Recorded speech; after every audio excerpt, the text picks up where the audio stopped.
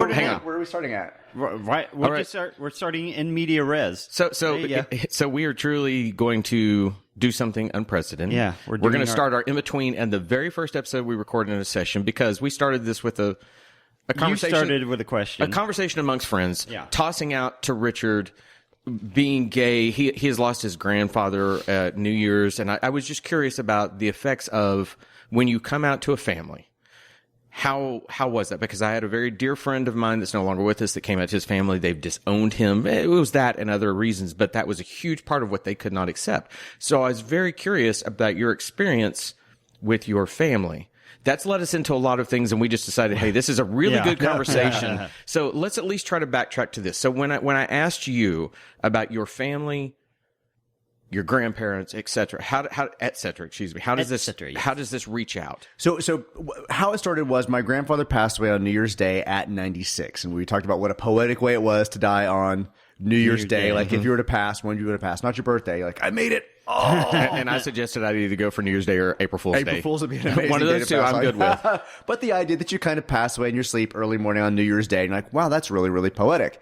And then Todd, of course, as everybody's response is what you naturally do is like, oh, I'm so sorry, or my sympathies, that kind of stuff when you hear that somebody's had a family member pass away. Mm-hmm. Well, my grandfather and I were not super close. I have a lot of fond memories of being a kid in my grandparents' house and running around and going fishing with him. And he was a retired postman at some point, so he would have day hours and we'd hang out all day long and play games. And he was a great, great man. But as I got older, as I came out, he was still very much one of those good Oklahoma-loving Christians that was super sweet to me all the time. To your face. To my face, even though I came out. Mm-hmm. But it was kind of the behind the scenes that I would find out a little bit later on from my parents and so on, that my grandparents were kind of being a little bit manipulative and things like that, but never to me. So he was kind.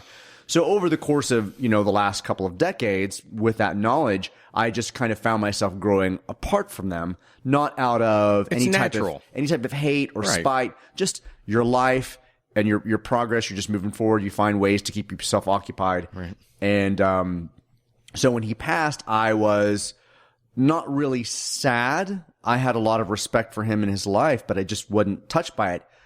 Part of it was growing apart, and part of it was because of how he felt about gays. So, and then this is again, because I'm trying to get the audience caught up so we can continue our conversation. That segued into having a child of my own, talking about how she perceives homosexuals, color of skin, gender, whatever it may be, all of these things to them, I'm not saying they don't see it, but it is not the way that the three of us were raised to see it. I had a grandmother who used the N-word freely. And she was a lovely person. I tried to talk to my mother about it. My mother told me, you're not going to change her, but what the difference is you know in your heart that it's not correct. You don't go forward. You change that. And I think maybe that's the whole thing of this conversation, is that what we hope with every generation is, while the three of us may be stuck in understanding and working with the mores that we've been given, we hope we pass it forward so that those are extracted and they can continue to refine the human process, perhaps, and not have the handcuffs of those type things that we experienced growing up. And we see the movement of people younger than us. I talked specifically about how I still have a little bit of a pause when I'm telling somebody something about my life that reveals that I'm gay. Mm-hmm. Just a little bit of a pause. Nothing big, nothing dramatic. I was coaching a CrossFit class, and there were two middle-aged women in there, and we were talking about autoimmune disease and specifically gluten intolerance, because one of the athletes has recently discovered she has gluten intolerance and what it was doing to her body. So I had to kind of reveal that my household is gluten-free because my husband is gluten intolerant. Mm-hmm. But there was just kind of this pause where I'm about to say my husband out loud to these two women that I do not know, that are middle-aged, and I'm not sure how they're going to respond, but I'm just going to roll with it. But there was still just this very hyper-awareness of, I'm saying this out loud to two people. I'm bracing for some type of twitch or reaction or something. Mm-hmm. I got nothing. And then the conversation just moved on, talking about gluten intolerance. So now I've come out to these two people that I wasn't out to before, and I don't know that people a decade younger than me or 2 decades younger than me are actually having that pause anymore. Right. It's just like, this is just who I am and where I'm going. And I don't obsess specifically about what it means to come out and be gay, but there just seems to be a little bit of a social move. I mean, we're not post I don't think we'll ever really be like this kind of post-racial society where nobody sees colorblind. And honestly, I think we need to get perhaps to the other thing where we see it, we understand it, we don't. Maybe it's that we don't judge on it. I don't think you can. You we'll can't always strip find away a way gender. to You hate can't. somebody that's not us. Right. That without question. But you cannot strip away gender. You cannot strip away race. You cannot strip away sexuality. But why do we even have to think about it and make that a part of the judgment? I think I would think is the end goal. And I remember a time in my life where I think of the friend I mentioned that's gay. Sean and I have a very good friend that's gay that now lives in California. I think Married. we have Richard, who's a good friend. There was a time in my life where I would have to worry about the people that I spoke and said I had a gay friend. I don't have to do that anymore. And I even find myself in those moments now, it's not so much hesitance as it maybe it is pride to go, hey, fuck all you. I have a gay friend and I am fucking okay with it. What we were talking about earlier, it's a phrase that I've heard. Oh, I just thought of something. Oh, God, I thought I'd said something wrong with that. I thought of something that happened this last week that's worth talking in this conversation direction.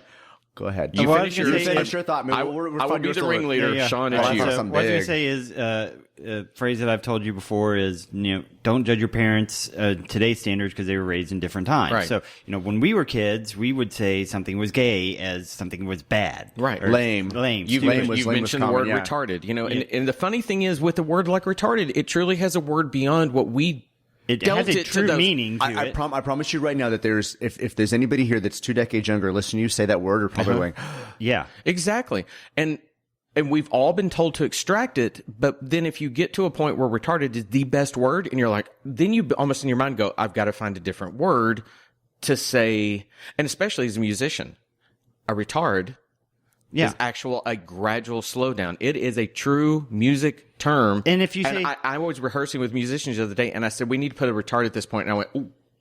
And I thought, well, how else do I say it? Yeah. Well, I'm not going to say we need to do a gradual slowdown over 4 bars. I'm not going to do that. There's a couple of other words I was going to say that actually have a racial connotation that we use sometimes for rigging things and things like that, where we use certain words. I'm like, oh, we can't say those that whether it means or not, or the British slang for cigarette is faggot, right? Well, can we say that? Can we not say that anymore? Okay, so they apparently still say it in England, and that's funny because my daughter, I wanted a pack of fags or something. I wanted to bring this into how I talk to my child. She's usually recently started using the word queen as a point of reverence for someone who does something noble. When they do something that stands out and they're heroic, you say queen. But we were taught growing up that queen was a derogatory word towards homosexuals. It was the same as calling them Nelly. It was saying that they were effeminate. They were not. They could not be a man and be a homosexual. So I even looked at her and I was like, I have a hard time now with her. I try and joke and say it so I can break myself from it.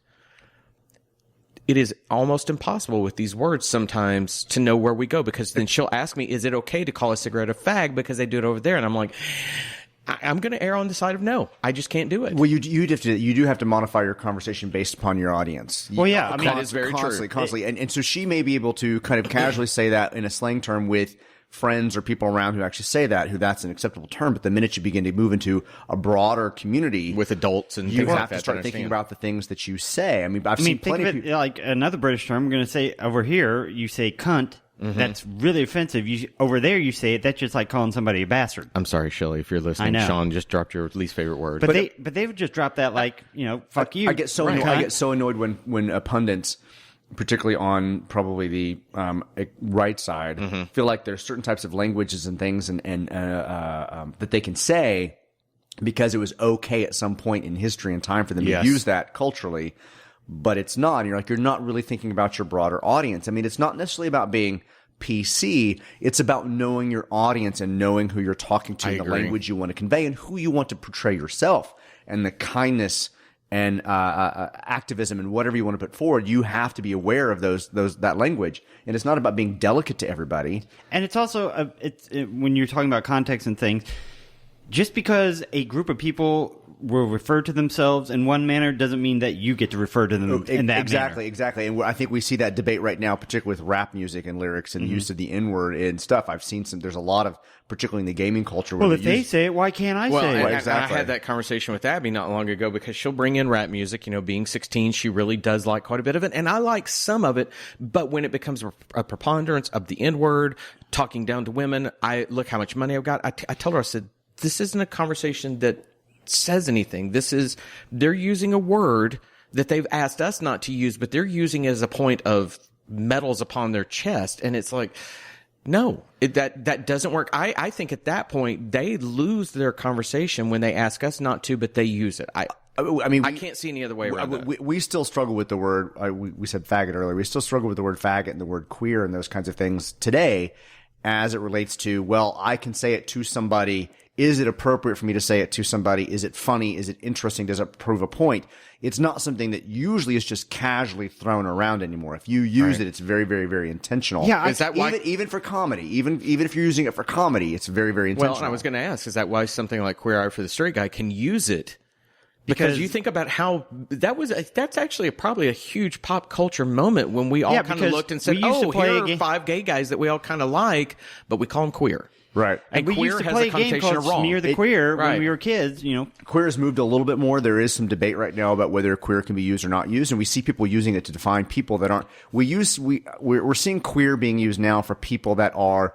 I'll use the phrase questioning. We're seeing queer being used for people that are somewhere on the spectrum, but not necessarily out gay, not necessarily lesbian. So queer has kind of become this catch-all for people that are and it's in the spectrum, bisexual, questioning gender issues, whatever. Queer's kind of become a catch-all. And like retarded, queer has a proper usage of the word, and it feels strange to use it properly. Like, that's a queer question to ask me. And the weird thing here, too, is my older sister's middle name is Gay. G-A-Y-E. That was a very normal name in the 60s to be giving to a child. Marvin Gaye. Yeah, there came a time, though, where she would, if she said her name was Lisa Gay, people would make fun of her about it. They were teasing. And so these words and the silliness lead to, I was glad that you brought up political correctness. Mm-hmm. There are a few terms in the world that piss me off more than anything, because I think political correctness is a term that's been given to the people that don't want to learn and grow. Like snowflakes. Yes. You like the term snowflakes. That's And a joke there, but that's it, yeah. The irony there is the people in either side that use the word snowflakes, they're being the snowflake. Yeah. They're the one that can't take that somebody else doesn't agree. When we use a term like political correctness and we look down upon it, all we're saying to you is listen to what Richard said. Listen to who your audience is. Talk to them the way you treat people the way you want to be treated. I raised my child on the golden rule because I'm like, I don't believe in a lot of religion, but I will tell you this, the golden rule, there's no magical thinking to it. If you treat somebody good, it doesn't mean everybody's going to treat you good. Chances are greater that the world's going to see you as a good person. Good, yeah. Right. Did y'all hear what Patton Oswalt recently did? Oh, I did. Yes, but go ahead and tell the audience. So he had a Twitter moment where somebody tweeted to him that I heard you died at the end of Blade 2 and something like that makes me happy. Patton, being the funny person he is, immediately ripped him back, but came back within 30 minutes and said to his 1.7 million Twitter followers, people, I have a moment where I've made a mistake. I took the time to do what I always tell people, learn about the people that are being ugly to you and why they're being ugly. The gentleman that was doing this to me is laying in a hospital bed, fighting a number of medical issues, and has started a GoFundMe page. You got to pay for these issues, needs $6,000. Well, he ends up giving $2,000 himself and asking the other people to donate. They raise the money. They've gone so far now as I think it's over 40,000 last I heard, and they're starting a fund for him. The man came back and said, oh my God, you've taught me a lesson in humility. You taught me a lesson in being humble myself. If we would simply listen to one another. Right. If we would strip away that I'm right, you're wrong. That's what this society has become. And what concerns me raising a child in it, but also emboldens me raising a child in it, is listen instead of talking. Listen to what the person's saying to you, how they need to be spoken to, know that you would like to be spoken that same way. Listen more often than you talk. And I think if we would all listen to the other people and try to understand them before we form opinions, maybe some of this shit would go away. So this is I'm immediately going to border wall security is where I'm going with that argument, but I'm not going to go there.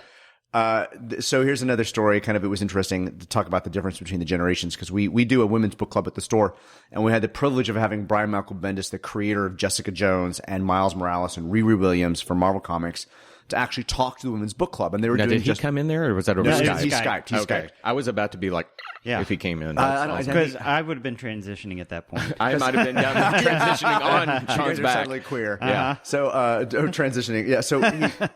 So he Skyped in to talk about Jessica Jones and talked about Miles and all that kind of stuff. And this is before he